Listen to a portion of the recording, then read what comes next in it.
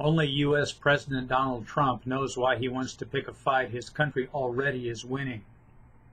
Looks like OPEC is at it again, he tweeted on April 20th, as Organization of Petroleum Exporting Countries ministers met in Jeddah.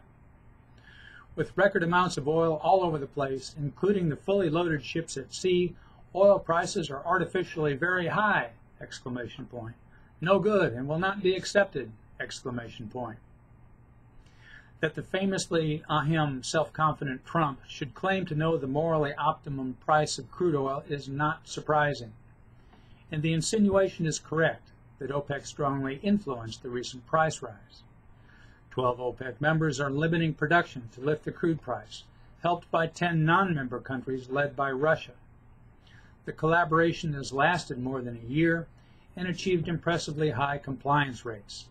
It might be extended indefinitely.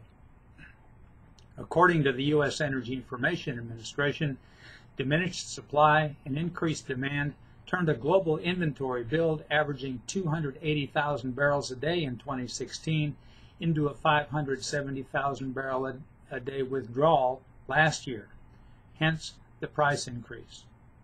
EIA data indicate average OPEC 12 production last year fell by 790,000 barrels a day from the 2016 average.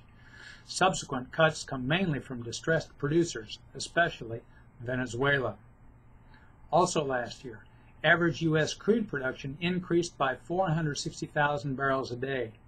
EIA expects U.S. production to be up this year by 1.4 million barrels a day.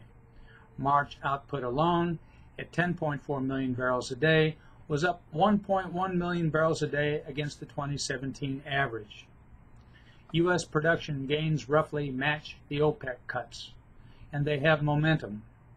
EIA's April projection for average annual 2018 U.S. production, a record high 10.7 million barrels a day, is up 400,000 barrels a day from its January number.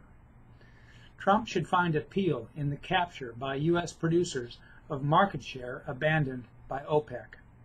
The production response is good for the U.S. economy, and demand moderation, and supply growth elsewhere will keep crude prices from becoming very high! Exclamation point.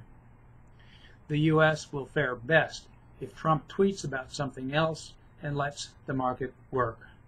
I'm Bob Tippie, editor of Oil and Gas Journal, and that's the editor's perspective, which appeared first in text at www.ogj.com on April 20th, 2018.